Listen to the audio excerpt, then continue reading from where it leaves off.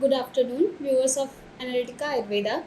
I, Dr. Vaishali Gupta, PG First Year Scholar of Department of Prashas and Bhasaj Kalpana, Banaras Hindu University, Varanasi, come back with another session on personality development.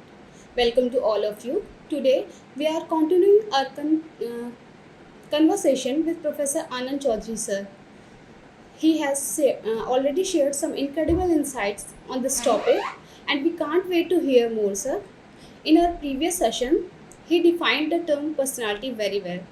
He told personality is a phenomena that may be defined as your inherited intrinsic characters of integrity, dignity, honesty, the characteristic features your SOP to perform an assignment, which may be academic in nature, organizational in nature, or anything that need good management.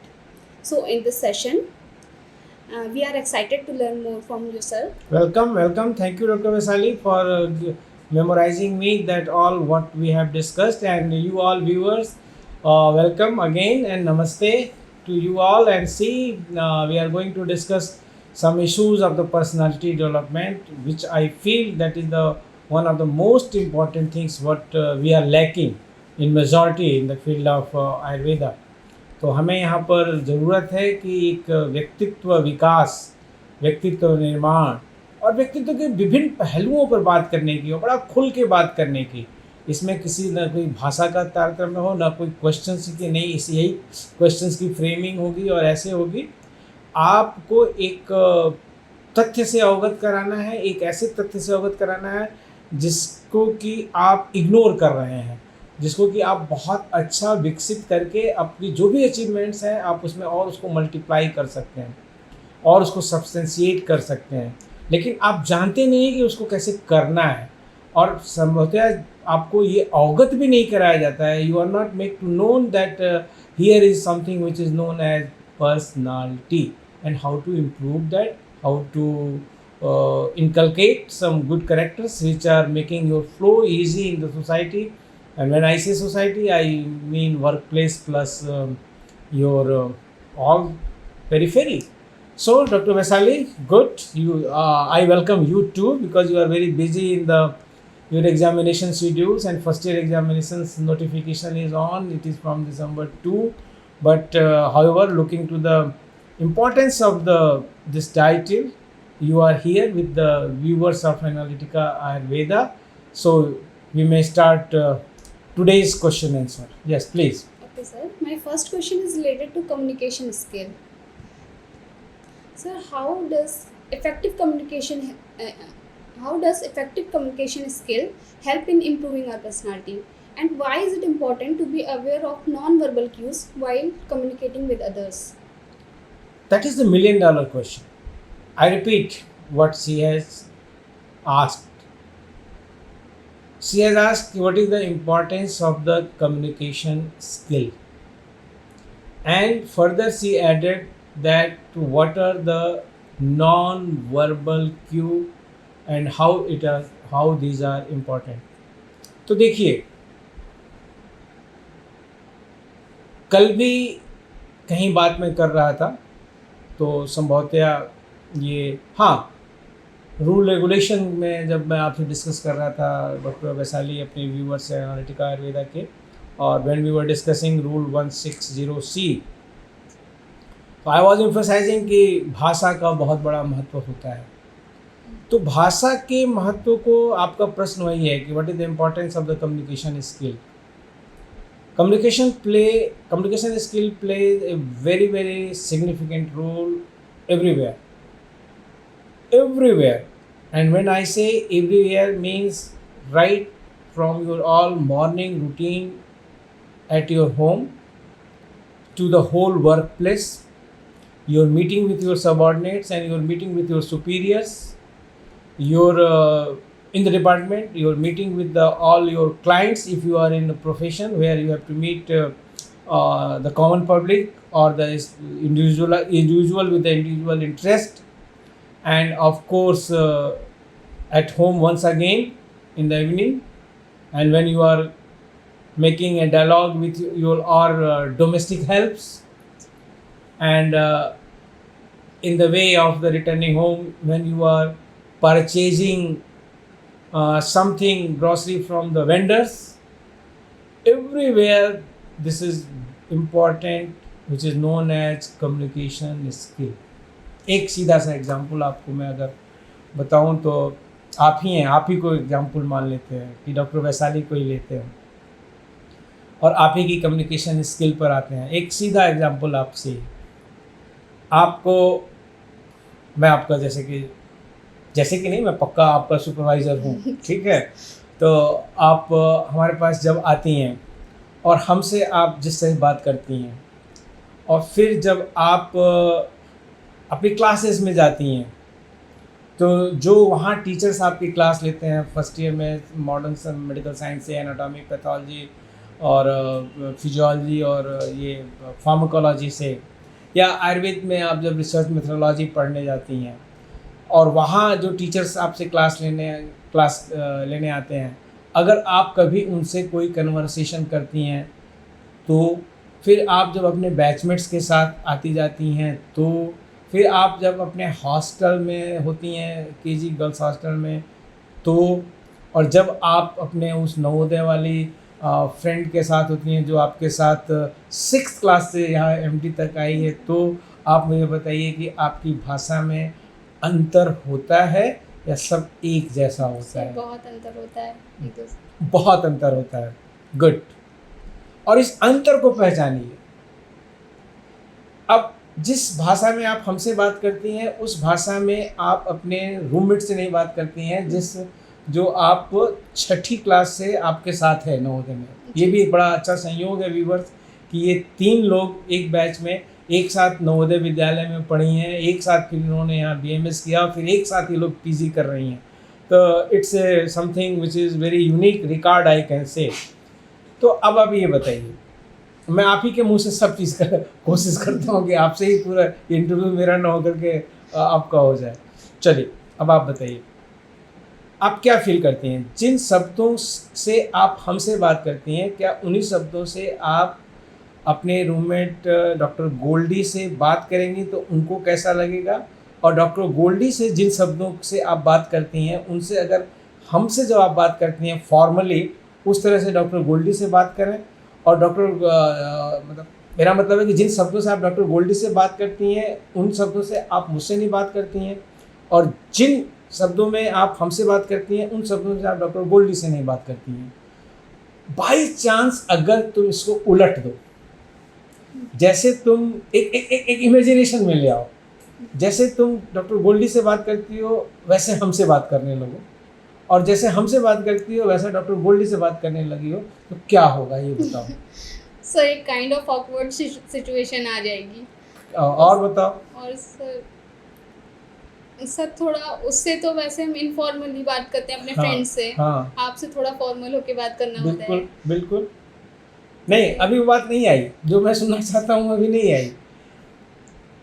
आप formal informal छोड़िए, आप उन शब्दों का भी चयन छोड़िए। अगर आप एकदम से अलग कम्युनिकेशन स्किल इसी को बोलेंगे, आपको हमसे जो काम है या हमसे जो आप मैसेज हमको करना चाहती हैं या हमारे सामने जो आपका सबमिशन है या हमसे जो आपको बात रखनी है, उसके लिए शब्द चयन और आपकी भाव भंगिमा अलग होगी। अपने रूममेट से बात करनी है या मैंने कहा ना कि कम्युनिकेशन स्किल हर जगह वैल्यू करता है। अभी एक एक करके आते हैं उस पर और एग्जाम्पल्स के साथ चलेंगे। आप इन्हीं शब्दों से अगर डॉक्टर गोल्डी से बात करेंगी तो आपका काम नहीं करेगी जी सर। वो ये कहेगी कि ये मुझसे दूर हो रही है, ये मुझसे फॉर्मल हो रही है। उसके मन में 10 तो सवाल आएंगे, आपकी दोस्ती में दरार पड़ेगी। अरे ये कैसे हमसे बात कर रही है इतना फॉर्मल होकर के, ठीक। और अगर जैसे आप डॉक्टर गोल्डी से बात करती हैं हमसे करने लगी तो आप पनिशमेंट की भागीदारी हो जाएगी। मैं कहूँगा अरे ये कैसे, she don't know how to talk with the teacher, she don't know how to talk with the seniors. अरे ये क्या, इसको आज इसको क्या हो गया है। तो एक मिनट, ये कम्युनिकेशन स्किल है। दोनों जगह आपके पर्पस सॉल्व हो रहे हैं। आप हमसे बात कर रही हैं एक डिफरेंट एटीट्यूड से, डिफरेंट लैंग्वेज से, डिफरेंट बॉडी लैंग्वेज से, डिफरेंट गेस्चर से, डिफरेंट टोन से, डिफरेंट वॉल्यूम से, डिफरेंट वॉइस से, सब चीज़ डिफरेंट है ना। तो आपका यहाँ का पर्पज सॉल्व होता है, एकेडमिक, पर्सनल, एडमिनिस्ट्रेटिव सब। लेकिन जब आप हॉस्टल में जाते हो तो ये सब खत्म। वहाँ शब्द भी दूसरे होते हैं, चेहरे का भाव भी दूसरा होता है, बॉडी लैंग्वेज भी दूसरी होती है, और वहाँ भी आपके सारे काम होते हैं। Yes. तो बीच में क्या है? Communication skill. ठीक, चलो आपको लंका में आपको अक्सर क्या खरीदना होता है? लंका एक यहाँ का बाजार का एरिया है, BHU के बगल में। जो लोग नए सुन रहे होंगे वो श्रीलंका वाली लंका नहीं है, ठीक है ना। तो लंका में आपको क्या खरीदना होता है? जनरली आपको क्या खरीदना होता है? सर लंका में मेनली तो ग्रोसरी की ग्रॉसरी में आप जाते हैं। मान लीजिए कि आप एप्पल खरीदने चली गई, ठेले पर लगा हुआ है, एक एप्पल से चलता है। वही एप्पल आप चली गई स्पेंसर में खरीदने, वही एप्पल आपने बिग बाज़ार या जितना भी जो हाइपर मार्केट्स हैं उनसे आपने लिया, ठीक है ना। या आपको कोई चीज़ लेनी है तो एक स्ट्रीट वेंडर्स, एक नॉर्मल दुकानदार और एक हाई फाई शोरूम, आप में क्या क्या चेंजेस आएंगे? कैसे आप तीनों जगह पर अपने आप को प्रेजेंट करेंगे, ये बताइए। सर तीनों मैंने कहा ना कि इंटरव्यू मेरा नहीं होगा, ये इंटरव्यू हम आपका ही करूँगा। तीनों जगह आपके क्या डिफरेंस आएंगे? सर वर्ड्स में डिफरेंस आएगा, वर्ड्स तीनों में डिफरेंस जगह आएगा, टोन भी चेंज हो जाएगा। टोन भी चेंज हो जाएगा, और ठीक है मान लिया। अब यहाँ पे मैं दूसरी बात कहना चाह रहा हूँ। जिस सोफिस्टिकेटेड टोन लैंग्वेज में आपने हाइपर मार्केट में किया, स्पेंसर में किया या बिग बाजार में किया या जो भी है, रिलायंस वाले में गए या कहीं भी गए, और वहाँ पर जो लोग स्टाफ था उससे आपने जिस मृदु भाषा में बात की, ठीक है ना, जो आपने अपना एक ग्रेविटी मेंटेन करके बात की, बड़प्पन दिखाया, जी अगर उसी भाषा से, उसी स्नेह से, मतलब एटीट्यूड तो दिखाने वाले वहाँ भी दिखाते हैं, लेकिन मैं अभी उस पर नहीं जा रहा हूँ। अगर वही भाषा आपने उस सड़क वाले पर भी किया जो ठेला लेके खड़ा है, क्या फ़र्क पड़ेगा ठेले वाले पर? और जो ठेले वाली जो नॉर्मल भाषा जो लोग नॉर्मल लोग बोल देते हैं, मैं आपकी तरह से पोस्ट ग्रेजुएट की नहीं बात कर रहा हूँ, जो नॉर्मल एक आदमी है जो अपना रोज़ आता जाता है, बाज़ार में खरीद रहा है किसी भी तरीके से, वहाँ भी एक बहुत बड़ा तबका है ना, डिफ्रेंसिएशन है ना। एक वो है सर्वहारा वर्ग जिसे कहते हैं, रोज़ कमाना रोज़ खाना, वो कुछ खरीदता है। एक जिसकी बधी बधाई पगार है छोटी सी, वो खरीदता है। जबकि एक मोटी पगार है वो भी खरीदता है, ठीक है ना। तो मैं आपसे पूछ रहा हूँ कि अगर जिन शब्दों में आप मॉल में, जब ये जो ग्रॉसरीज का एक एप्पल की ही बात चल रही थी, उस शब्दों का प्रयोग और उस भाव का प्रयोग उस सड़क वाले स्ट्रीट वाले वेंडर से कर दें, या कभी एक कोई बुजुर्ग या कोई बच्चा कुछ सामान लेकर के बैठा हुआ हो, एप्पल ही चलिए या वेजिटेबल ही चल लीजिए, अगर उससे आप ढंग से बात कर रहे हैं, क्या भैया, काकी, चाची, माई, आंटी, जो भी आप शब्द प्रयोग कर रहे हैं, उससे बोलें तो क्या असर पड़ेगा सर? आपके ऊपर और उसके ऊपर, दोनों के ऊपर। सर उसको तो अच्छा ही लगेगा अगर सामने वाले से हम ऐसे सॉफ्ट भाषा में बात कर रहे हैं, तो सामने वाले को अच्छा लगेगा। गुड। एक एक पर बहुत बारीक पहलू है ये। अच्छा, इस सॉफ्ट भाषा में बोलने से आपका क्या गया? सर पैसे गए? सर वो फिर कम नहीं करेंगे। अच्छा, वो कम नहीं करेंगे? Oh my God. अच्छा, ठीक। और ये नया पहलू दिया तुमने, ठीक। और नहीं, मैं फिर से वही प्रश्न दोहराता हूँ कि अगर आपने बड़ी सॉफ्ट भाषा में बोला स्ट्रीट वेंडर से, तो आपका क्या जाएगा? आपने बोला पैसे। चलिए, बहुत आपका ईमानदार उत्तर है, I appreciate your this answer. तो मैं ये एक्सपेक्ट कर रहा हूँ कि आप बोलेंगे कि मेरा कुछ नहीं गया, ठीक है। हाँ। मैं मैं ये एक्सपेक्ट कर रहा हूँ, मतलब कि मेरे प्रिजम्पशन ये था कि आप ये बोलेंगे, लेकिन आपने एकदम एंगल ही बदल दिया। तो खैर, वो एक विचारणीय विषय है कि आप एक अलग पहलू पर जा रही हैं कि वो लोगों से वैसे ही बात करनी चाहिए, तब वो कुछ दाम कम करते हैं, हैं? नहीं, ये बात तो नहीं ऐसा होगी, नहीं। ऐसा नहीं है बिल्कुल। चलो आप भी मान गए कि ऐसा नहीं है, अच्छी बात है। प्रश्न ये है कि आपको मीठा बोलने से आपका कुछ गया नहीं। इसका देख, मैं जरा दूसरे सिनेरियो को ले चल रहा हूँ। है भी ना, मेरे पास आपसे 30 साल ज़्यादा का अनुभव है जी, ना, 30 ईयर गैप, ठीक है ना। तुम 24-25 में हो, या हो सकता है इससे भी कम हो, और मैं 55-56 में हूँ, तो 30 साल का ये गैप है, 30 साल के अनुभव का अंतर है ये। तो इन दिस 30 ईयर गैप बहुत सारी चीज़ें हमने सीखी हैं और आपको सीखने की बाकी है। तो अगर आप बात करते हैं उन लोगों से, ठीक है, और एक अच्छी मीठी भाषा में, तो आपको बहुत कुछ मिलता है, जाता कुछ नहीं है। ठीक है डॉक्टर वैशाली, आपको जाता कुछ नहीं है, आपको मिलता है। क्या मिलता है? एक तो आपको रिस्पेक्ट मिलती है, दूसरा आपको, अगर वो बुजुर्ग है तो आपको एक वो ब्लेसिंग्स भी देता है या देती है, ठीक है। और तीसरा, आपको आपके व्यवहार से प्रभावित होकर कि आपको अपने ठेले में से कुछ अच्छा छांट के सामान भी दे सकता है। जी। अब ये परिवर्तन किस बात पर आया? कम्युनिकेशन स्किल पर आया। ठीक है, आप कहीं 100 लोगों की भीड़ है आपकी ओपीडी में, और आप एक एक पेशेंट्स के ढंग से बात कर रहे हो, या झिड़क के बात कर रहे हो, या आप बहुत टेंशन में हो उससे बात कर रहे हो, तो पेशेंट के ठीक होने के रिकवरी रेट में अंतर आएगा कि नहीं आएगा? तो ये आपने कैसे मैनेज किया? कम्युनिकेशन स्किल से किया। तो मैं समझता हूँ कि अब मैंने इतने सारे एग्जाम्पल दे करके आपको बता दिया। और एक चीज़ मैं और बताऊँ, आपके शब्दों से ही आपका परिचय होता है, आपके शब्दों से ही आपका विकास होता है, आपके शब्दों से ही आपका विनाश होता है। एकदम परफेक्ट कह रहा हूँ मैं।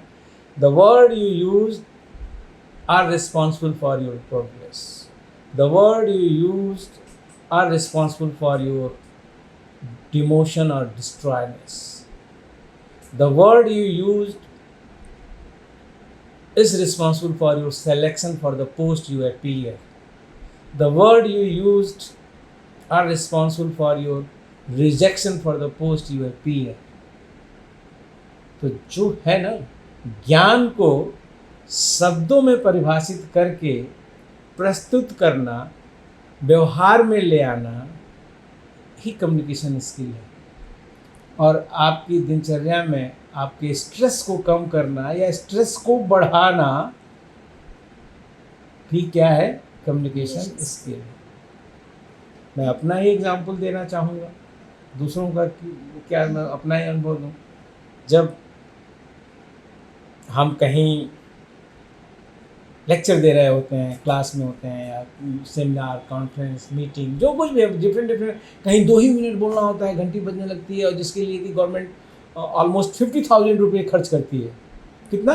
50,000। और बोलने को कितना मिलता है? 5 मिनट, वो भी एक राउंड टेबल में। और उस मीटिंग को अटेंड करने के लिए भारी भारी लोग और भारी भारी चीज़ें होती हैं, और वहाँ पर आप शेयर कितना करते हैं? उस 2 घंटे की मीटिंग में 5 मिनट करते हैं, 7 मिनट करते हैं, और आपके ऊपर गवर्नमेंट खर्चा करती है मिनिमम 50,000। आपको 2 दिन आने जाने रुकने का ये सारा इंतजाम, मतलब एवरेज आपका अगर दूर जा रहे तो वो चला जाता है। अब बोलते हैं आप कितना है? 5 मिनट, ठीक है ना। इफ़ आई रिमेंबर देयर, चलो चेयरमैन को थोड़ा ज़्यादा मिल जाता है। तो मैं ये कहना चाह रहा हूँ कि अब उन जगहों पर जिस तरीके से सिलेक्शन ऑफ वर्ड्स होता है वो अलग होता है।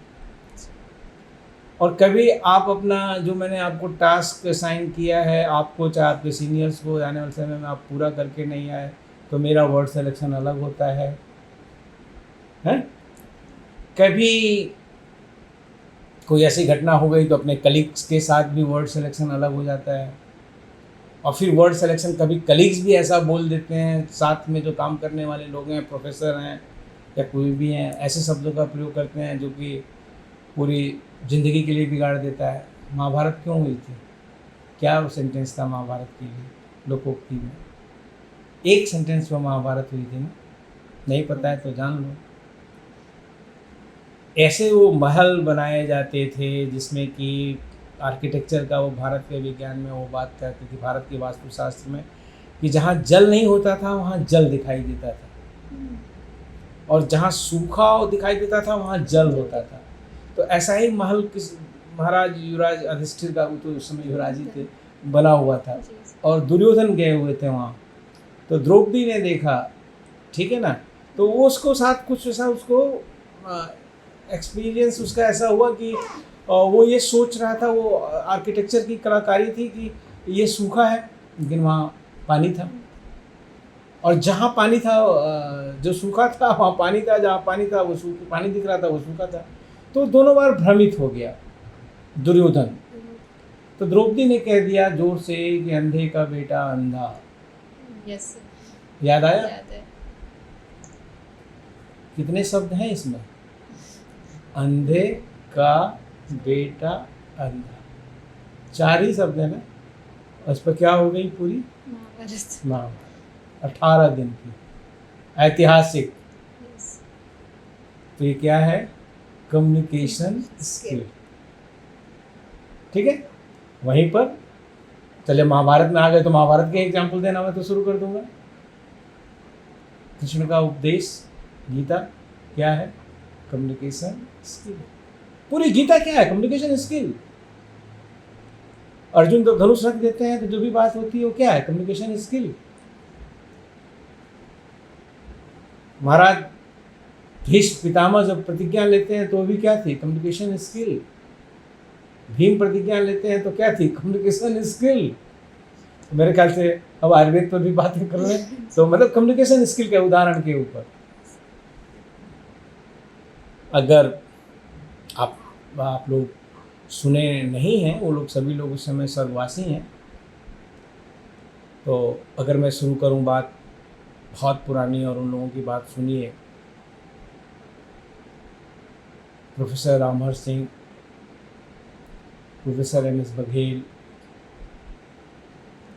और वो लोग जब कोई चीज़ प्रेजेंट करते, बोलते, या इस विधा में माहिर हमारे मेंटर, मतलब कि पीएचडी के एमडी गाइड, मेरे ऊपर तो प्रभाव बहुत सारे लोगों का है आयुर्वेद में मैं जोड़ूँ तो अगर,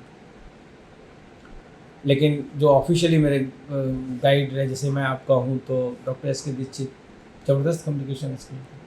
कल ही मैं बात कर रहा था हेड जयपुर से रसशास्त्र के, और बाय द वे आप थी वहाँ पे, हैं, तो उन्होंने यही बात कही कि डॉक्टर एस के दीक्षित सर जब बोलते थे तो लोग उनको सुनते थे और वो कन्विंस कर ले जाते थे जो बात करना चाहते थे, तमाम वैचारिक विरोधों के बावजूद, तमाम तार्किक विरोधों के बावजूद एक कहने का तरीका होता था।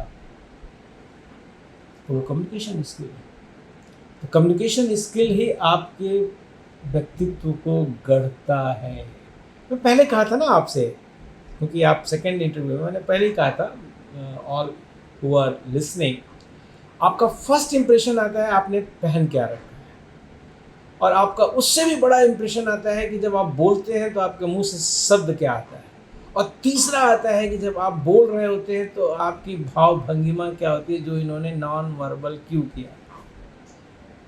आपकी आंखें क्या बोल रही हैं? आंखें बोलती हैं।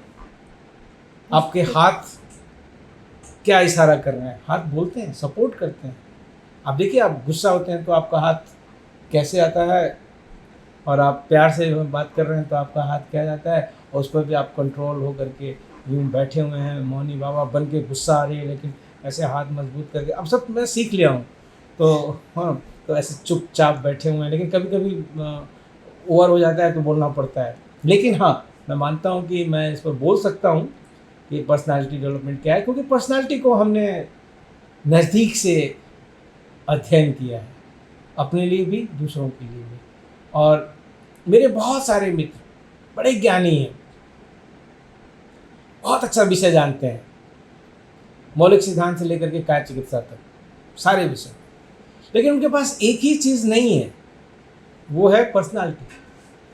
और ऐसे ही मैं छात्रों को भी देखता हूँ, कोर लर्नर्स बहुत अच्छे हैं, टैलेंटेड। अब तो नीट और नीट की हाई मेरिट बहुत सारे लोग, अब तो ये स्थिति है। और मुझे इस यूट्यूब चैनल पर बोलने में कोई परेशानी नहीं है कि जो हमारे ये टॉप इंस्टीट्यूशंस हैं, इटरा, जामनगर और जयपुर और इधर हम BHU, तो यहाँ की तो मेरिट कई सारे रीजनल मेडिकल कॉलेजेस से ज़्यादा जा रही है। तो ये तो एक मैं टैलेंट के लिए बता रहा हूँ। तो इतने टैलेंटेड बच्चे आ रहे हैं, लेकिन उन टैलेंटेड बच्चों में भी पर्सनालिटी, तो वो बच्चे, आप अभी आयुष प्रज्ञा कर रहे हो ना, यस सर। तो उसमें आपको देखना कि क्या पर्सनालिटी में अंतर है लोगों को और कैसे करना, और आप लोगों ने खुद भी किया है आपके बैच में। जी सर। तो पर्सनालिटी मैटर्स, पर्सनालिटी मैटर्स और कम्युनिकेशन स्किल नेक्स्ट। और मैंने इसलिए आपको उदाहरण से बताया कि किन शब्दों का, शब्द आपके सार्थक होने चाहिए, सकारात्मक होने चाहिए।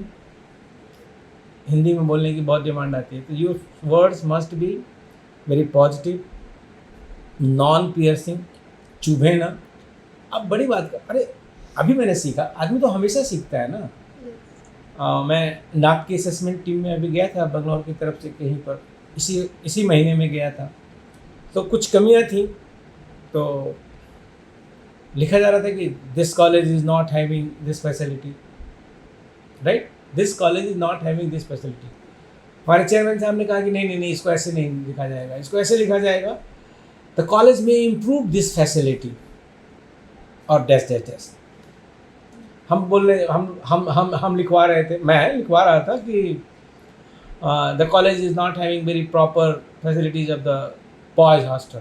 तो हमारे चेयरमैन साहब ने कहा कि नहीं, इसको ऐसे भरिए कि द कॉलेज में improve the facilities of the boys hostel. बताओ इन दोनों में क्या अंतर है?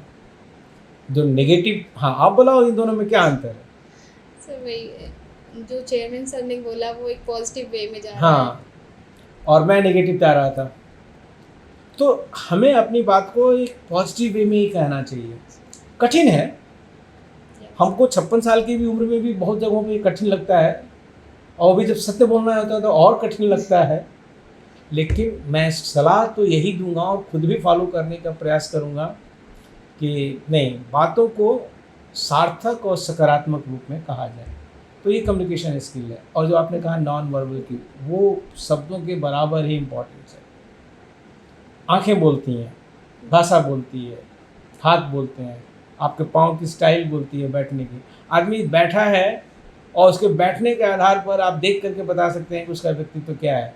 दोनों पैर ऐसे हैं, अब वीडियो में तो आ नहीं रहा होगा, बाएं पैर पर दायां पैर चढ़ा है या दाएं पैर पर बायां पैर चढ़ा है, या नीचे एड़ियाँ दाएं के ऊपर बाएं ऊपर रखी हुई हैं। आप देख रही हैं ना, चलिए वीडियो वाले ना देखें, हैं। और फिर, और नहीं तो ऐसे पैर पीछे करके ऐसे बैठा हुआ है। ये हाथ कहाँ हैं, हाथ यहाँ पर हैं या हाथ आर्म रेस्ट पे हैं, हाथ नीचे की तरफ झुके हुए हैं या अंगूठा ऊपर की तरफ है, या हाथ ये लेटरल साइड, डॉर्सल साइड कौन सा ऊपर है। अरे बहुत बड़ा विज्ञान है ये नॉन वर्बल क्यू। आपके क्वेश्चंस, अच्छा लगता है कि मुझे आप लोग इंटरव्यू लेने के लिए बहुत तैयारी करके आते हो, और मैं तो चाहता हूँ कि इस पर जैसे कि इंडक्शन प्रोग्राम और ओरिएंटेशन प्रोग्राम हो रहे हैं तो इन पर बात होती है, लेकिन थोड़ा सा विस्तृत बात हमेशा हो, पूरे 5 साल हो, 3 साल हो, टीचर्स के ओरिएंटेशन में हो। और यहाँ होता है फैकल्टी डेवलपमेंट प्रोग्राम्स में एटलीस्ट अगर 40 का सेशन है, 40 लेक्चर का 2 हफ्ते में, तो 4-5 सेशन मैंने अटेंड किए हैं। और मैं अटेंड किया हूँ इसलिए जानता हूँ। ये जो मैं डेवलप अगर इस पर बात कर रहा हूँ तो इसकी क्रेडिट जाती है हमारे साथी जो यहाँ पर इंस्टीट्यूट ऑफ मैनेजमेंट स्टडीज़ में है बनारस यूनिवर्सिटी में, जाके टॉप मेरिट जाती है MBA करने के लिए। उन लोगों ने हम लोगों की क्लासेस ली हैं when I was just beginner lecturer, और हमको अपने प्रमोशन के लिए, ठीक है कि हमको डायरेक्ट पोस्ट हर जगह मिल गई, मुझे प्रमोशन पर नहीं आना पड़ा, असिस्टेंट चाहे एसोसिएट चाहे प्रोफेसर, तीनों में डायरेक्ट पे हूँ। I have never use this opportunity of the promotion. लेकिन प्रमोशन के लिए जो होता चाहिए था वो भी मैं करता रहता था, क्या पता किसका हो, लेकिन चलो मेरा ही हुआ। तो वहाँ रिफ्रेशर कोर्स, ओरिएंटेशन कोर्सेज में हमारे जो इंस्टीट्यूट ऑफ मैनेजमेंट स्टडीज़ में इतने अच्छे महारत हासिल की है, क्योंकि वो MBA के टीचर्स हैं ना, तो एमबीए के टीचर्स की पर्सनालिटी पर, एमबीए के स्टूडेंट्स की पर्सनालिटी पर बहुत ध्यान दिया जाता है। आप देखो ना पूरी यूनिवर्सिटी में एमबीए के गर्ल्स और बॉयज़ पहचान में आते हैं कि नहीं आते हैं? आते हैं ना, क्योंकि वो अलग से ड्रेसिंग अलग सेंस से रखते हैं और वो लगता है कि हाँ ये आई एम का स्कॉलर है, इंस्टीट्यूट ऑफ मैनेजमेंट का है, दिखता है वो एकदम से अपने ड्रेसिंग सेंस से ही पूरे कैंपस में दिखता है। और एसवीडीवी वाले भी दिखते हैं। कौन? मैं इसको बहुत पॉजिटिव वे में कह रहा हूँ। कुछ बच्चियाँ आती हैं कर्नाटक या और भी डीपर केरल से, जो यहाँ पर किस कोर्स में आती हैं, और वो इस तरीके का वस्त्र धारण करती हैं कि आप बता देंगे कि हाँ ये किसी बहुत बड़े मतलब कि संस्कृत के कॉलेजेस से, शंकराचार्य से, साथ लोगों ने अभी देखा नहीं होगा लेकिन हम तो अक्सर दिख जाती हैं। वो बिल्कुल क्रीम कलर के वस्त्र में और उनकी वेशभूषा ऐसी रहती है कि ये हो जाएगा कि ये एसवीडीवी के संस्कृत धर्म विज्ञान संकाय, एसवीडीवी मतलब ये है ना, तो क्योंकि यहाँ के संकाय में वो दिखेगा कि वो वहाँ के हैं। तो इंस्टीट्यूट ऑफ मैनेजमेंट वाले भी बच्चे दिख जाएंगे। यहाँ अगर काली पैंट है, वाइट ट्राउज़र है और ब्लैक टाई है और लड़की ये पहनी हुई है तो आईएम की है, और रैप्ड है एक ऊपर का वस्त्र, वो साड़ी भी नहीं पहनती हैं, वो जो हैं वो लोग कुछ अलग से उसका पहना हुआ होता है, उसको हम साड़ी नहीं कह सकते, लेकिन वो इस तरह से उनको धारण करती हैं। वो लोग बहुत इज्जत के साथ कि उनको देख करके बड़ा एक अच्छी आदर और सम्मान की भावना उन बच्चियों के लिए आती है कि हाँ इसी कैंपस में जहाँ इतना बड़ा मॉड सारी चीज़ें चल रही हैं, क्या पहना जा रहा है वो, everything is normal, everything is normal, nothing is एब नॉर्मल। लेकिन इन्हीं में ये दो एग्जाम्पल जो मैं आपको दे रहा हूँ वो अपनी पहचान बनाते हैं, वही पर्सनालिटी है। क्या है? यही पर्सनालिटी है। तो ये जो नॉन वर्बल है, उनके कपड़ों से, उनके बात करने के ढंग से, उनके अंदाज से, उनके बोलने से, उनके चना खाने के ढंग से, ठेले पर से चना खरीद करके किस तरह से खा रहे हैं ना, और ये सब हम लोगों को, मैं कम से कम इंस्टीट्यूट ऑफ मैनेजमेंट में 2 प्रोग्राम किया हूँ एज ए लेक्चरर। जब मैं यहाँ था तो faculty development programme I participated twice. तो मैं लकी रहा कि मुझे अपने कलीग से, जो उसमें प्रोफेसर थे, नाम भी लेना चाहूँगा, मुझे तो याद है, प्रोफेसर आशीष वाजपेयी और लोग, उन लोगों ने, और प्रोफेसर मल, और उन लोगों ने ये सब चीज़ें पढ़ाई थी। पूरे 1.5 घंटे के लेक्चर हुए थे, जो मैं हमसे 10 मिनट में, 20-25 मिनट में चाहती हैं कि मैं बता दूँ, और मैं बताना चाहता हूँ क्योंकि I have studied all this for the hours and hours and they taught us very effectively. और वहाँ से हमने इनको अडॉप्ट करना शुरू किया, अपने आप में डाला, अपने लिखावट में डाला, और अभी तो सीखने की उम्र है, पूरी है। अभी मैंने बताया ना कि इस अक्टूबर महीने में मैं एक रिपोर्टिंग ऐसे कर रहा था और चेयरमैन ने कहा कि नहीं ऐसे करो, और फिर चेयरमैन साहब ने बताया कि उनको जब वो कहीं गए थे मेंबर, तो कहीं वाइस चांसलर आए थे दूर वेस्ट बंगाल से और शिमला में इंस्पेक्शन चल रहा था, तो उन्होंने कहा नहीं इसको ऐसे लिखिए। तो ये नॉलेज ट्रांसमिट होता है, मुझे किसी ने पढ़ाया, मैं आपको बता रहा हूँ, आपके थ्रू इंटरनेट का आवेदन को जा रहा है, तो इस पर ध्यान देने की ज़रूरत है। Yes, next. Sir my next question is all about emotional intelligence. Sir artificial intelligence तो बहुत सारे लोगों ने सुना होगा, उसका यूज़ भी करते हैं, पर सर ये इमोशनल इंटेलिजेंस क्या है और इसके थ्रू हम कैसे अपनी पर्सनालिटी को चेंज कर सकते हैं, and sir how does it apply to work place? बहुत सारे क्वेश्चन, बहुत खतरनाक क्वेश्चन है। अब तो आप मेरी पर्सनालिटी का टेस्ट ले रही हैं, यहाँ इंटरव्यू में टेस्ट हो गया है। देखिए, अगर आज के समय की बात की जाए, 2023, and this may be my confession, और you can say emotional intelligence से वर्क प्लेस पर काम करना मुश्किल है। आइडियल बातें मैं करता नहीं हूँ, मैं प्रैक्टिकल बात बता रहा हूँ। अगर आप इमोशनल इंटेलिजेंस से काम करेंगे तो आज का जो मेजॉरिटी का वर्क प्लेस पर आपके कलीग्स हैं, आपके को लर्नर्स हैं, मैं उसमें स्टूडेंट्स को भी ले रहा हूँ, वो आपको बहुत मूर्ख बनाएंगे, आपका एक्सप्लॉयटेशन कर सकते हैं, दुरुपयोग कर सकते हैं, अगर आप इमोशनल इंटेलिजेंस पर काम करें। इसलिए आर्टिफिशियल इंटेलिजेंस पर भी काम मत करिए, न इमोशनल इंटेलिजेंस पर काम करिए। आप काम करिए खाली अपने एक नॉर्मल इंटेलिजेंस से, ठीक, मैं इसके उदाहरण देता हूँ आपको। इमोशनल इंटेलिजेंस बहुत अच्छा काम करती है, और आपकी परमिशन से आप ही का उदाहरण दे रहा हूँ। ये इंटरव्यू शुरू होने के पहले, ये सेशन ऑन होने के पहले कैमरे पर रीटेक हुए 2, क्योंकि आप तैयार नहीं थे। इमोशनल इंटेलिजेंस यहाँ आती है। फिर मैंने आपको कहा कि नहीं, आप बाहर जाइए, घूम के आइए। आप बाहर गई, घूम के आई, हैं, हमने कहा कि अपना टेंशन हटाओ, और अब आप अच्छे से प्रफुल्लित मन मस्तिष्क से आप बात कर रही हैं। Yes. तो यहाँ मैंने क्या अप्लाई किया? Emotional intelligence. ठीक है, आपके ऊपर मैंने आपको ढाढ़स बताया, मैंने आपको कहा कि नहीं, आप कर, आपने पीछे भी इंटरव्यू लिया है, आपका ये इंटरव्यू भी बहुत अच्छा जाएगा और आप अच्छा कर सकते हो। नहीं तो आज नर्वस थी आप, Yes, sir. लेकिन अभी आप बिल्कुल फिट एंड फाइन है। तो यहाँ मैंने क्या लगाया? Emotional intelligence. तो इमोशनल इंटेलिजेंस बहुत एक अच्छा पार्ट है, और ये इसको यूटिलाइज करना चाहिए, जैसे अभी हमने किया और भी जगहों पर। लेकिन एक बहुत बड़ा बुरा हिस्सा भी है ये आज की सोसाइटी में। I am sorry to say it, but I am putting it on record. और specifically in the corporate and in the anywhere anything, emotional intelligence से काम नहीं होता है। इमोशनल इंटेलिजेंस का मतलब ये है कि आपके किसी की इनर स्ट्रेंथ को आप बढ़ाते हैं, आप किसी को एहसास कराते हैं। पिछले क्वेश्चन में आपके मैंने महाभारत का एग्जाम्पल दिया था, इस बार रामायण काल का दे दूँ। हाँ, समुद्र लांघना था, सभी लोग अपने अपने बल की बात कर रहे थे।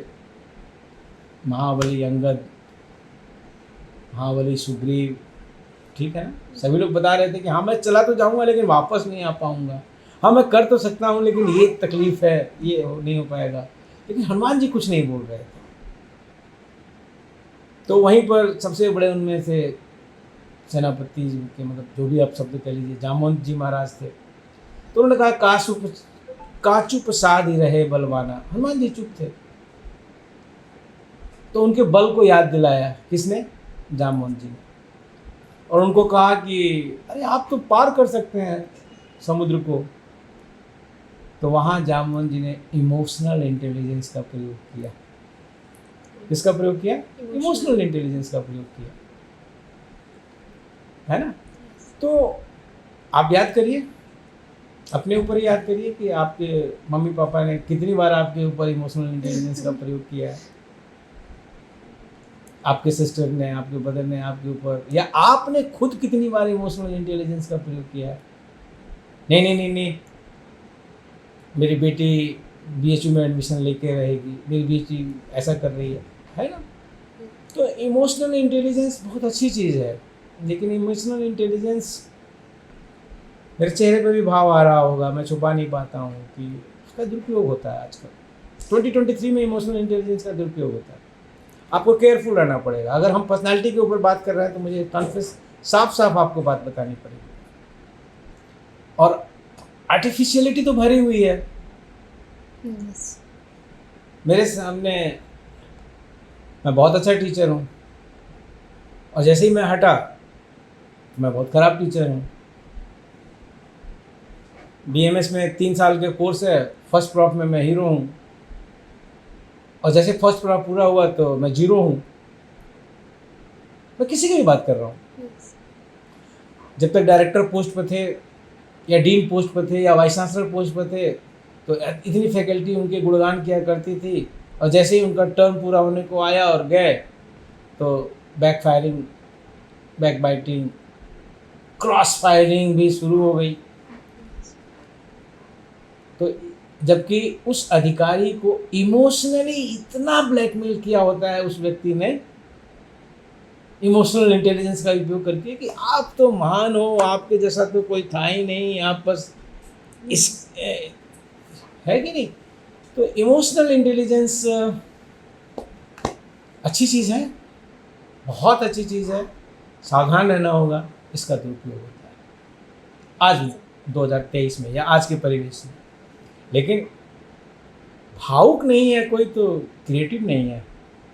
अब आप कहोगे कि सर आप कैसी बातें कर रहे हैं, लेकिन मैं सही बात कर रहा हूँ। अगर अंदर आपके अंदर भावना नहीं है, आपके अंदर इमोशन नहीं है, तो आप डेवलप नहीं हो सकते हो। रूड व्यक्ति डेवलप नहीं हो सकता है। फ्लैट चल रहा हो, नहीं कोई इमोशन, अगर आपके मन में ये चाहत नहीं है कि नहीं मैं आयुर्वेद की, अब हम लोग आयुर्वेद में हैं तो नहीं, मुझे आयुर्वेद के लिए ये काम कर देना है, मुझे आयुर्वेद के लिए एविडेंस बेस्ड हर चीज़ तैयार कर देनी है, मुझे आयुर्वेद को ग्लोबलाइजेशन में कंट्रीब्यूशन करना है। आप अपने हिसाब से, अपनी इंटेलिजेंस के हिसाब से अपना रोल तय कर लीजिए कि मुझे अपने अपने ज़िले में जा करके एक आयुर्वेद का 50 बेडेड हॉस्पिटल खोलना है, हमको बैक होकर के आयुर्वेद के लिए इतनी अच्छी सी पॉलिसीज़ बनानी है कि ये नीति आयोग उनको अडॉप्ट कर ले। मैं अपने जो हमारे मतलब एलाइड के नॉन आयुर्वेदिस्ट PhD स्कॉलर्स हैं मेरे साथ, 3-4 लोग, मैं सबको यही कहता हूँ कि आप ऐसा डॉक्यूमेंट बनाइए कि नीति आयोग उसको रेफरेंस दे। चाहे वो वेलनेस टूरिज्म के ऊपर डॉक्टर अंजू तो होंगी ही, लेकिन आज की तारीख में अंजू काम कर रही हैं, या इस पर चाइल्ड हेल्थ पर, या न्यूट्रास्यूटिकल पर अपर्णा काम कर रही हैं, या प्रीति काम कर रही हैं। तो इन लोग इस तरह से कंट्रीब्यूट करें, तो यहाँ पर उनको मुझे क्या यूज़ करना पड़ता है? Emotional intelligence, right? तो इमोशनल इंटेलिजेंस से ही आप किसी को मोटिवेट करते हैं, इमोशनल इंटेलिजेंस से ही आप किसी के अंदर डेडिकेशन पैदा करते हैं, और उसी सेम इमोशनल इंटेलिजेंस से ही आप किसी को एक्सप्लॉइट करते हैं, उसी सेम इमोशनल इंटेलिजेंस से ही आप किसी को डिस्ट्रॉय कर देते हैं। तो that is the emotional intelligence. आगे So my next question is, हाँ, how is it important for leaders to have a strong and well-developed personality to lead effectively? I think it should be last, या इसके अच्छा नहीं अभी था तो और भी होगा। फिर से रिपीट करिए। So how it is important for leaders to have a strong and well-developed personality to lead effectively?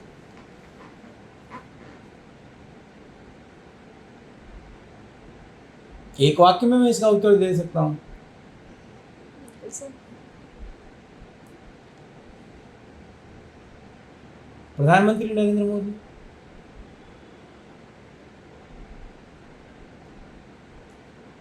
American president Barack Obama, Joe Biden का नाम, मैं जो बाइडेन का नाम नहीं ले पा रहा हूँ, मगर मैं बराक ओबामा का नाम ले रहा हूँ। American president Barack Obama, American British prime minister Margaret Thatcher. आप कहोगे कि ये सब का क्या नाम ले रहे हैं? बराक ओबामा का तो नाम सुना होगा, लेकिन मार्गरेट थैचर का भी नाम सुना है? yes. नहीं सुना है ना? British prime minister. आप लीडर्स का नाम ले रहे हो ना, लीडर्स की बात कर रहे हो। Yes. तो इसलिए मैं लीडर मतलब खाली पॉलिटिकल लीडर नहीं, लीडर हर जगह होता है। लीडर मतलब सारा भाई इन द ईश्वर, लीडर मतलब ईश्वर से अभी Chandrayaan doctor S Somnath, Yes. Leader मतलब honourable president doctor Abdul Kalam Azad, leader मतलब सचिन तेंदुलकर, लीडर मतलब लीडर मतलब अमिताभ बच्चन, महानायक, लीडर मतलब जावेद अख्तर, लीडर मतलब ज्योति बसु, 35 साल मुख्यमंत्री, 30 साल पश्चिम बंगाल में। लीडर मतलब भगत सिंह, Yes.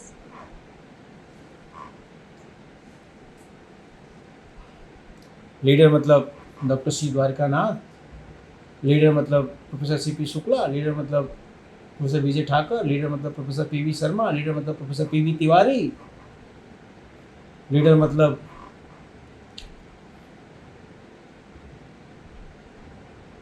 सेक्रेटरी वैद राजेश कोटेचा। इतने सारे मैंने नाम ले लिए। अब बताओ आप क्या कॉमन है इनमें? मैंने बराक ओबामा से लेकर के राजेश कोटेचा जी तक का नाम लिया। मतलब चलो इंडियन कॉन्टेक्स्ट में ले लें तो नरेंद्र मोदी जी से लेकर के, भारत के माननीय प्रधानमंत्री जी से लेकर के, भारत के वर्तमान आयुष सचिव वैद्य राजेश कोटेचा जी का नाम लिया। बीच में मैंने पूरी दुनिया घुमा दी आपको, हर फील्ड में ले गया, स्पोर्ट्स से लेके और साइंस से लेकर के हर जगह। लीडर मतलब एम एस स्वामीनाथन, लीडर मतलब विजय कुरियन, है ना? क्या है लीडर मतलब Ramanand Sagar. So they all have a strong personality. So इनका एक Yes. अपना अलग ऑरा है, अपना एक अलग ऑरा है। वो क्या है ऑरा उनमें, क्या था? Positivity. Positivity. They are the best human being. बात आई समझ में? यस। तो लीडर की क्वालिटी ये होती है। लीडर मतलब कि leader should lead from the front. Leader is never behind. Leader मतलब कि कहे कि मैं यहाँ रात के 8 बजे तक बैठा हूँ और तब आप 7:30 बजे तक ये काम करके ले आइए, that is the leader. Leader वो नहीं है कि मैं 5 बजे घर चला जाऊँगा, तुम मुझे फ़ोन करके बताना तुम ऑफिस में बैठ के काम करो कि काम हुआ कि नहीं हुआ। लीडर वो होता है जो कहे कि मैं यहाँ बैठा हूँ और ये हमारा टारगेट है और तुम काम करोगे, इस समय तुम्हारे बेस्ट हो, you are the my best, you have to do, मैं यहाँ तुम्हारे साथ बैठा हूँ, यू विल डू इट। तो इसका एग्जांपल आपसे अच्छा कौन हो सकता है? नहीं मेरा एग्जांपल मत दो, लेकिन वो लीडर है। मैं तो इन सभी लोगों से सीखता हूँ, मैं सीख रहा हूँ। Leader should lead from the front, not from the back. Leader को बैक में भी जाना पड़ता है जब उसका स्टूडेंट इंटरव्यू देता है, यस। तब वो बैक में खड़ा होता है। जब मतलब कि इससे बढ़िया एग्जाम्पल मैं नहीं दूंगा, मेरे पास है ही नहीं कि मैं दे सकूं, लेकिन घटनाओं का मुझे मतलब आपके प्रश्न मुझे पता नहीं होते हैं, किसी के भी इंटरव्यू के प्रश्न मुझे कम पता होते हैं, लेकिन जब मैं बोलना शुरू करता हूं तो तब एग्जाम्पल याद आता है और फिर पता चलता है कि मुझे सटीक एग्जाम्पल नहीं याद आ रहा है। ये बात डॉक्टर अब्दुल कलाम आज़ाद और उनके गुरु डॉक्टर साराभाई के बीच हुई थी, और वही मुझे याद नहीं आ रहा है कि कौन सा ओकेज़न था। तो दोनों लोग एक साथ थे, श्री हरिकोटा में प्रक्षेपण हुआ, फेल हो गया, किसी रॉकेट का ही था। अब तो गगनयान चंद्रयान ना, आज के मैं 20 साल पहले की बात बता रहा हूँ। तो अगर मुझे ये पता होता तो मैं इसका वो देख लेता, लेकिन आप चेक कर लीजिएगा गूगल पे। तो डॉक्टर साराभाई और डॉक्टर अब्दुल कलाम जी दोनों लोग थे, और लीडर डॉक्टर साराभाई फेल हो गया, जैसे कि चंद्रयान फेल हो गया था। तो साराभाई ने कहा डॉक्टर अब्दुल कलाम को कि तुम प्रेस के सामने नहीं जाओ, प्रेस को मैं फेस करूँगा, क्योंकि फेल्योर था। तो डॉक्टर साराभाई गए, प्रेस ने उनको खूब अनाप शनाप सवाल पूछे, क्यों फेल हुआ, कैसे फेल हुआ। भारत जैसे गरीब देश में, उस समय तो गरीब था ना, 5 ट्रिलियन की इकोनॉमी और 5th पोजीशन तो आज है ना, कि ये कार्यक्रम ही नहीं होने चाहिए, स्पेस प्रोग्राम ही नहीं होना चाहिए, इसरो क्या कर रहा है, इस तरह से तमाम सवाल डॉक्टर साराभाई के सामने आए। पत्रकारों ने मतलब कि हिंदी में बोले तो उनको पानी पिला दिया। वो अपना प्रेस कॉन्फ्रेंस फेस किए और आ गए। सॉरी। अब जैसे चंद्रयान फिर 1 साल के बाद सफल प्रक्षेपण हुआ, फिर 1 साल के बाद वही टीम लगी और रॉकेट PSLV था या क्या था, मैं इसको कोट नहीं कर पा रहा हूँ, सफल रहा। डॉक्टर साराभाई कहे कि इस बार प्रेस के सामने मैं नहीं जाऊँगा, डॉक्टर अब्दुल APJ आज़ाद जाएंगे। उन्होंने कहा नहीं सर आप जाइए, कहा नहीं इस बार तुम जाओगे प्रेस के सामने। और तब उस समय जब सफल हुआ तो प्रेस के सामने डॉक्टर अब्दुल कलाम आए और प्रेस प्रेज कर रही है इंडियन साइंटिस्ट को। तो that is the leadership Vaishali. Doctor Sarabhai जब फेल हुए तो सारी रिस्पॉन्सिबिलिटी उन्होंने अपने ऊपर ली, और जब क्रेडिट की बात आई तो अपने स्कॉलर्स को दिया, भेजा उन्होंने। तो लीडरशिप का इफेक्ट किसी इंस्टीट्यूशन पे ये आता है। और आयुर्वेद की अगर बात करोगे ना तो लीडरशिप के मैं 2 एग्जाम्पल दे देता हूँ, 3 एग्जाम्पल दे देता हूँ, और इन बातों में सब कुछ है। NIA जयपुर की बात कुछ और थी। 5 वर्ष पहले एक अलग नज़रिए से देखा जाता था, जो सकारात्मक नहीं था पूरा। लेकिन एक व्यक्ति वहाँ गए, इस समय वाइस चांसलर डायरेक्टर के रूप में गए, प्रोफेसर संजीव शर्मा जी। आज NIA-DU सबसे आगे है कई मुद्दों पर, कई मोर्चों पर। That is the leadership. IPGTR के भी बहुत सारे अप डाउन चले हैं, बहुत लंबा फेज होता है। कोई भी संस्था कुछ साल अच्छी चलती है, कुछ साल डाउन रहती है। अपने भी व्यक्तिगत जीवन में देख लीजिए, कुछ अच्छा चलता है, कुछ समय खराब चलता है। लेकिन एज ए डायरेक्टर जो पीरियड वहाँ प्रोफेसर MS बघेल का था, गोल्डन पीरियड माना जाता है। अनफॉर्चुनेटली मैं नहीं था वहाँ उस पीरियड में, मैं यहाँ आ गया था अनफॉर्चुनेटली। नहीं तो अदरवाइज बघेल सर का आशीर्वाद मेरे ऊपर हमेशा रहा, बहुत रहा। इस कमरे में भी उनकी स्मृति इतना बहुत सारी रही, यहाँ आए भी। लेकिन जब एग्जाम्पल दिया जाता है डायरेक्टर का, तो प्रोफेसर MS बघेल का दिया जाता है। दैट इज द लीडरशिप, है ना। तो leaders should lead from the front और अगर and the back also as per the occasion. तो ये जो बात आती है, कटु बात है, लेकिन अगर आती है कि भाई बनारस हिंदू यूनिवर्सिटी को अपनी पोजीशन या अपनी ग्लोरी क्यों लॉस की, तो उसका एक वर्ड में अगर एग्जांपल दिया जाता है तो वही that is the leadership crisis. Leadership crisis यहाँ चल रही है। यहाँ टैलेंट की कमी कहाँ है? बिल्कुल नहीं है। 100 फैकल्टी है, ऑन कैमरा बोल रहा हूँ। आप UG में देखिए तो इक्विवेलेंट या टॉप टैलेंट आता है यहाँ पर। मतलब आयुर्वेदिक इंस्टीट्यूशन में तो सबसे हाई मेरिट जाती है नीट BHU की। अभी इटरा जामनगर जा रहा है या ऑल इंडिया जाएगा, लेकिन नीट की टॉप मेरिट आप उठा करके देखिए, जब से नीट आ रहे हैं BHU में ही है। आप PG की मेरिट को देखिए, मिक्स जाता है ना, जामनगर, दिल्ली, कोई टॉप 50 में से कम 10 तो यहाँ एडमिशन लेते हैं। टॉप 50 जो AIPGT की मेरिट है उसमें से 10 तो यहाँ आते ही हैं। 10 जामनगर जाते हैं, 10 अय्या जाते हैं, 10 जयपुर जाते हैं। अपनी अपनी रुचि 10 कहीं अपनी सोच के हिसाब से किसी प्राइवेट ऑर्गेनाइजेशन में भी जाते हैं। मतलब टॉप 50 में BHU का शेयर 10 तो रहता ही है। 10 जामनगर का रहता है, 10 दिल्ली का रहता है, 10 जयपुर का रहता है। तो स्ट्रेंथ तो है। PG में टॉप मेरिट आपको मिल रही है, UG में टॉप मेरिट आपको मिल रही है, आपके पास 100 टैलेंटेड टीचर्स हैं, फिर भी आपकी पोजीशन क्यों नहीं है जो होनी चाहिए? The leadership crisis. कोई लीडर हमारे पास ऐसा नहीं आया जो कि सबको एक साथ संजीव शर्मा जी की तरह से बांध के ले चले।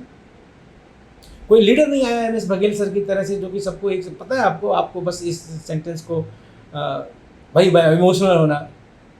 बघेल सर, बहुत आज कैमरा पर बोल रहा हूँ, बघेल सर एक इलेक्शन लड़े थे, तब मैं जामनगर में था, वो सिंडिकेट का इलेक्शन था और 1 वोट से वो हार गए थे। 7 वोट उनके प्रतिद्वंदी को मिले थे, मात्र 13 वोटर थे, 13 IPGTR के टीचर्स, वो भी उसमें था कि हेड या वो लोग वोट नहीं दे सकते हैं, तो मतलब कि lecturer group 13 voters only. 7 vote मिले थे उनके प्रतिद्वंदी को, 6 वोट मिले थे बघेल सर को। उसमें 1 वोटर मैं भी था और मुझे बताने की जरूरत नहीं है कि मैंने बघेल सर को वोट दिया था। मुझे तो उनका वहाँ सेनापति कहा जाता था कि बघेल का सेनापति है। I feel proud more than that any award और एनी रिकॉग्निशन जो मुझे ये पीछे दिख रहे हैं और मिले होंगे।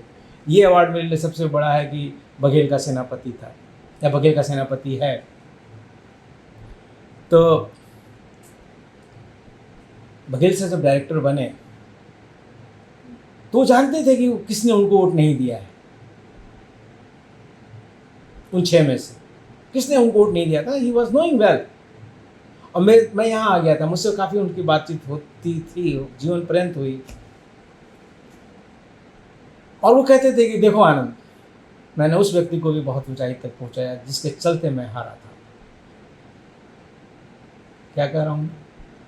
उस व्यक्ति को भी मैंने बहुत ऊंचाई तक पहुंचाया जिसके चलते मैं हारा था। तो ये लीडरशिप होती है, ये कलेक्टिव लीडरशिप होती है। तो ये लीडरशिप के मैंने 2 एग्जांपल दिए आपको, आयुर्वेद से दिए और देश का और दुनिया के तो मैंने इतने सारे आपको एग्जांपल दिए लीडरशिप के। तो लीडर मीन्स लीडर, और लीडर होने के लिए बहुत सेक्रीफाइस करनी पड़ती है डॉक्टर वैशाली। लीडर ऐसे ही नहीं बना जाता, उसमें बहुत सारी चीज़ें, अपने personal ego, personal thought process को सबको त्याग करना पड़ता है, इंस्टीट्यूट सोचना पड़ता है, यूनिवर्सल सोचना पड़ता है, नेशन सोचना पड़ता है। यूनिवर्सल कह दिया तो नेशन आ गया, लेकिन हाँ nation first, nation first, institute first. ये नहीं कि मेरा बैचमेट है, मेरा क्लासमेट है, मेरे कास्ट का है, मुझे सपोर्ट कर रहा है, मुझे अपोज कर रहा है, ला तो हो गया फिर कल्याण। Leader is that person who is collectively working for the nation, ultimately nation, then the institute, organization through which she or he is serving, that is the leader. चलो और क्या, टाइम कितना हो गया? मेरे ख्याल से 1 घंटा हो गया क्या? क्योंकि 1 घंटे से ज़्यादा का इंटरव्यू नहीं होना चाहिए, क्योंकि फिर कोई कितना। ओके, यस, बोलो बोलो बोलो बोलो। Next question. हाँ, नेक्स्ट क्वेश्चन पूछो। My next question is, how does childhood experiences and environmental factors affect our personality? It affects. तो सदगुरु का इंटरव्यू बना दी हो तुम एकदम से। कहा क्वेश्चन वहाँ से तो नहीं उठाई हो ना? नहीं sir. नहीं, लेकिन ये क्वेश्चन बड़ा यूनिक है एकदम से कि how How does childhood childhood experiences Hmm. and environmental factors affect our personality? They affect a lot. How? Let me think. Childhood होनहार वीरवान के होत चीखने पात, इसका अर्थ समझ में आया? होनहार वीरवान के होत चीखने पात, मतलब जो होनहार है, जो अच्छा है, वो उसकी पहचान बचपन से ही होने लगती है। Yes sir. ये जाके आगे बहुत अच्छा काम करेगा। और लोग उसको उस तरीके से केयर करने लगते हैं, प्रमोट करते हैं, वो खुद भी इस तरह से काम करता है। तो childhood experience, childhood exposure effect करता है, और सर क्या निगेटिव भी और पॉजिटिव। हाँ, पहले आप बोलिए। सर क्या चाइल्डहुड का कोई ऐसा इंसिडेंस है हाँ, वही मैं कहने ही जा रहा था, एकदम एक वेवलेंथ पर हम लोग बात कर रहे हैं। मैं भी यही कहने जा रहा था कि चाइल्डहुड का एक एक्सपीरियंस आपको कामयाबी के उच्च स्तर तक ले जाएगा, और चाइल्डहुड का एक एक्सपीरियंस आपको नारकी स्तर में भी डाल देगा। एग्जाम्पल्स 1 घंटे तक गिना सकता हूँ, बिना किसी अहंकार के कह रहा हूँ। 1 घंटे तक मैं लगातार कैमरे पर एग्जाम्पल गिना सकता हूँ कि चाइल्डहुड एक्सपीरियंस से कैसे कोई सितारा बना,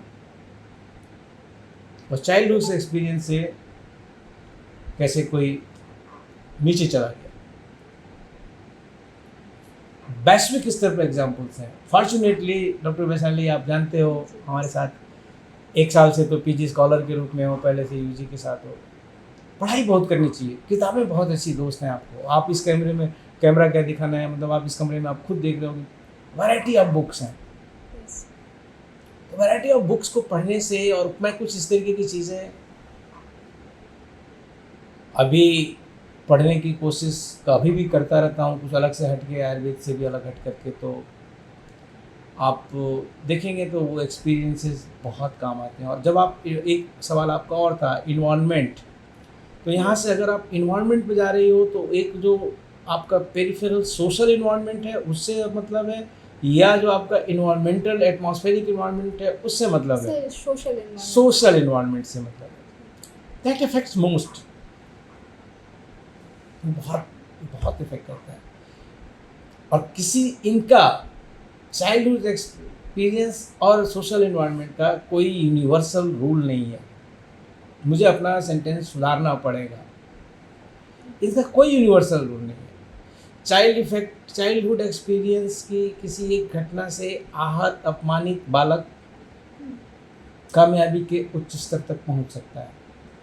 चाइल्डहुड के एक एक्सपीरियंस से बहुत प्रोत्साहित बालक, अपमानित भी प्रोत्साहित भी बालक बालिका कामयाबी के उच्च स्तर तक पहुंचा है, पहुंच सकता है। ठीक है ना? और सोशल, उसमें तो किसी ने अपने पिता का अपमान देखा, किसी ने अपने माँ की तकलीफें देखी, और किसी ने अपने पिता की अय्यासी देखी, किसी ने अपनी माँ का, मतलब उसी श्रेणी में मैं कहना चाहता हूँ, फिजूल खर्ची देखी, अहंकार देखा। अरबों की संपत्ति छोड़ के वो बालक 1 बेडरूम अपार्टमेंट में चला गया। The monk who sold Ferrari। और हालांकि माँ बाप वाला एग्जाम्पल मैं अगर हटा दूं तो सोशल इन्वायरमेंट मैं हटा ही देता हूँ, तो सोशल इन्वायरमेंट और चाइल्डहुड एक्सपीरियंस भगवान बुद्ध से बढ़िया उदाहरण नहीं है। उन्होंने बोधित्सव को प्राप्त किया। कोई राजा राजपाट छोड़ दे, सन्यासी हो जाए, जिसको 56 व्यंजन उपलब्ध हों, वो साग पात पर चला जाए। क्या था? Childhood experience, social environment. तो लेकिन अब ये तो आइडियल बात हो गई, रेयर्स, और रेयर मतलब कभी भी एग्जाम्पल्स नहीं बनाते, ठीक है ना। लेकिन आपके सवाल मुझे बड़े अच्छे लगे, इसके लिए मैं आपको बधाई दूंगा और प्रोत्साहित करूंगा कि चाइल्डहुड एक्सपीरियंस बहुत मायने रखता है। और मेरे पास तो अपने भी एग्जाम्पल हैं। हाँ, मेरे अपने एग्जाम्पल हैं। मैं प्राइमरी स्कूल में जब अपने गांव में पढ़ता था, उसको मैं सेंट बोरिस कहता हूँ, मतलब कि जैसे सेंट बोरा पट्टी पे बिछा के बैठना सेंट बोरिस हुआ। वो कोई कॉन्वेंट नहीं था, उत्तर प्रदेश सरकार का प्राथमिक पाठशाला बिजलीपुर काजीपुर बलिया, जिसमें कि हम लोग अपने घर से बोरा ले जाते थे और उस बोरे को बिछा करके उस पर बैठ के पढ़ते थे, और स्लेट और पट्टी ले जाते थे हम लोग। मैं मतलब कि कॉन्वेंट वाला नहीं हूँ, इससे लोगों को बड़ा भ्रम रहता है कि मैं अंग्रेजी कैसे बोलता हूँ। अरे भाई, बोल लेते हैं, टूटी फूटी बोल लेते हैं। तो चलो, तो वो सेंट बोरिस मतलब प्राइमरी पाठशाला बिजलीपुर। मैं फिर किसी वही करना, व्यक्तिगत एग्जाम्पल आ गया, लेकिन अब उसको पूरा ही करना पड़ेगा। At that moment my grandfather was good leader, having role in the politics of the Uttar Pradesh. He was representing even the assembly also. फिर मैं अंग्रेजी बोलने लगा क्या? अरे हटो, उस पर आ गया। तो अब मैं उनका पौत्र अपने प्राइमरी पाठशाला में पढ़ने जाता था, तो मेरे टीचर्स जो हैं उस समय के स्वर्गवासी हो गए, मैं उनको बहुत सम्मान से याद करता हूँ। तो मेरे अंदर एक उन्होंने बड़प्पन की भावना भरनी शुरू की कि मैं किसका पौत्र हूँ। वो मुझे कहते थे लालमणि मास्टर साहब गोसाईपुर गांव के, विक्रमा मास्टर साहब खरीद गांव के, हरिनारायण मास्टर साहब चनायल के। ये सब मेरे गांव के आसपास के गांव के नाम है और मेरे प्राइमरी स्कूल के टीचर्स के नाम है। और संभवतः इनमें से आज कोई नहीं है, लेकिन मैं इन लोगों का नाम बड़े श्रद्धा और आदर से याद कर रहा हूँ। तो ये मुझे बताते थे हमारा घर का नाम लेकर के, और ये लोग देखते रहते थे, क्योंकि वो स्कूल मेरे बाबा के द्वारा ही सरकार से लाया गया था। तो देखते रहते थे वो लोग कि हाँ वो कब आ रहे हैं, जा रहे हैं अपने राजनीतिक कार्यक्रमों में। तो मैं थोड़े दिनों तक वहाँ रहा, नहीं तो पिताजी के साथ रहता था। तो वो हमको कहते थे कि मैं कौन हूँ, चाइल्डहुड एक्सपीरियंस। और एक बार की घटना डॉक्टर वैशाली में बताना चाहूँगा कि मेरे एक मास्टर साहब ने, लालमुनि मास्टर साहब ने, मैं शायद दूसरी क्लास में पढ़ता था, और मुझे वो याद भी है कि मैंने कुछ कपड़े उपड़े थोड़ा ठीक ठाक पहनता था, तब भी अभी भी है शायद, ठीक है ना। तो उन्होंने मुझे बैठा दिया, जो मास्टर साहब लोग बैठते थे टेबल पे, कि ना एपो बैठी हैं। मुझे उन्होंने बोरा पर नहीं बैठने दिया नीचे, क्योंकि I was grandson of LD at that time. तो उन्होंने जो कुर्सी नहीं थी, तो मास्टर साहब लोग टेबल पर बैठते थे, तो उन्होंने मुझे उस टेबल पर बैठा दिया। और मास्टर साहब तो किए बड़े अच्छे से कि हमारे बाबा प्रधान भी रहे हैं निर्विरोध, उस गांव के 50 साल पर प्रधान रहे। जब वो विधायक पर आए और उस पर जाए तो वो सब छूटा, लेकिन वो निर्विरोध, मतलब कि कोई लड़ता ही नहीं था उनके सामने चुनाव, है ना। तो निर्विरोध प्रधान जी भी रहे एकदम। तो उनका नाम वहाँ उस एरिया के लोग प्रधान जी ही जाते हैं। तो वो सोचे कि प्रधान जी आएंगे तो खुश होंगे कि उनके पौत्र को टेबल पर बैठाया गया है, और मास्टर साहब ने शायद यही सोच करके मुझे टेबल पर बैठा दिया था, शायद यही सोच करके बैठाया था। आज मैं उस घटना का विश्लेषण करता हूँ तो ये पाता हूँ कि मुझे उन्होंने टेबल पर क्यों बैठाया था, लेकिन मुझे याद है। और मेरे बाबा गुजरे उधर से, और उन्होंने मुझे देख लिया कि मैं टेबल पर बैठा हूँ, बाकी लड़के बोरा पर बैठे हैं नीचे। वो रुक गए और मास्टर साहब को बुलाया, कहाँ है मुझे बैठोले बड़ा उनके, अरे प्रधान जी ऐसे बैठोनी है कि वो तनी तो बाणे तो कहाँ है ऊपर बैठोले बड़ा ना, ये पढ़े आए बड़े हमार मतलब नाती पौत्र के ये जा बाद में ही जब पढ़े आए बड़ा कूढ़ी लेकिन के संगे उनके नीचे बैठा हो। तो ये मेरा एक जो चाइल्डहुड एक्सपीरियंस है, और मुझे याद है कि इनकलकेट किया जाता था कि हम कौन हैं, और मैं आज भी इसको याद रखता हूँ कि मैं कौन हूँ, बड़े गौरव से याद रखता हूँ कि मैं कौन हूँ। और ईश्वर का बहुत बहुत ईश्वर का बहुत बहुत अनुकंपा आशीर्वाद कि उन्होंने ऐसे खानदान में मुझे जन्म दिया, स्वतंत्रता संग्राम सेनानी और क्या नहीं है ना। लेकिन वो घटना भी मुझे याद आती है कि नहीं, मेरे बाबा तुरंत कहे कि नहीं इनको नीचे बैठाइए सबके साथ। So this is the quality of good leader. And this is the quality of good leader. Or he was leader. Yes, sir. And he is leader even today for us. तो ये एक बातें आती हैं, इस पर आप लीडर की बात करोगे तो अगर मैं अपनी माँ का याद ना करूँ तो अन्याय होगा। She was a leader. And she led the family like anything. And whatever we are now, that is the whole sole contributor of one single soul, that is my mother.